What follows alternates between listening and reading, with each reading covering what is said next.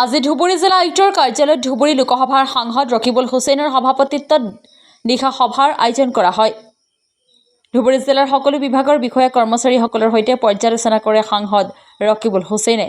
জিলাখনৰ সকলো বিভাগৰ সকলো বিষয়া কৰ্মচাৰীসকলৰ লগতে অসম বিধানসভাৰ বিৰোধী দলপতি তথা বীৰসিং জৰুৱা সমষ্টিৰ বিধায়ক ৱাজেদ আলী চৌধুৰী, ধুবুৰী বিধানসভা সমষ্টিৰ বিধায়িকা বেবী বেগম, গৌৰীপুৰ সমষ্টিৰ বিধায়ক আব্দুছ সুবাহ আলী চৰকাৰ, বিলাসীপাৰা সমষ্টিৰ বিধায়ক জীবেশ ৰায় সভাখনত অংশগ্ৰহণ কৰে। সাংবাদিকৰ সাক্ষাৎকাৰত সাংসদ ৰকিবুল হুছেইনে জানিবলৈ দিয়া মতে এই দিশা পৰ্যালোচনা সভাত জিলাখনৰ ৩৫টা বিভাগৰ সৈতে বিভিন্ন উন্নয়নমূলক কাম-কাজৰ খাতিয়ান লোৱা আৰু আলোচনা কৰা হয়। চৰকাৰৰ ভাল কামবোৰৰ ভূয়সী প্ৰশংসা কৰিছোঁ। যিবিলাক কামৰ অসুবিধা হৈছে সেইবোৰ কামক লৈ আলোচনা কৰিছোঁ যাতে সাধাৰণ মানুহৰ কোনো অসুবিধা নহয়। ধুবুৰী মেডিকেল কলেজত চিকিৎসকৰ অভাৱ, কৰ্মচাৰীৰ অভাৱ, সাধাৰণ ৰোগীক বাহিৰলৈ ৰেফাৰ কৰা হয়। সেইবোৰ বিষয় আৰু আন্তঃৰাষ্ট্ৰীয় চুনাহাট বাণিজ্যিক কেন্দ্ৰত হৈ থকা অনিয়মৰ বিৰুদ্ধে আলোচনা কৰাৰ লগতে বহুকেইটা বিষয়ত আলোচনা কৰা হয় বুলি সাংসদগৰাকীয়ে জানিবলৈ দিয়ে। আজি আমি ধুবুৰী জিলাৰ অন্তৰ্গত ৩৫টা বিভাগৰ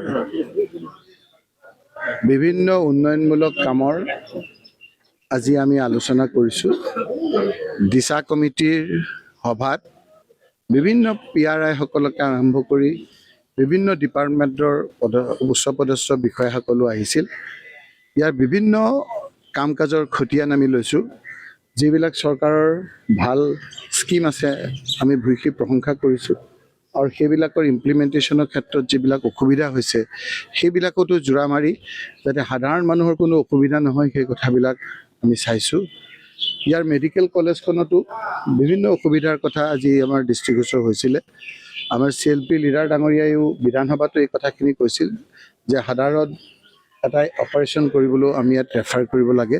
সেই কথাবিলাকো আমি যেতিয়া দৃষ্টিগোচৰ কৰিছোঁ আমি দেখিছোঁ যে ইয়াৰ মেন পাৱাৰ যথেষ্ট কম। ডক্টৰৰ ইয়াৰ যিমান চেংচন পোষ্ট আছে তাতকৈ বহু কম।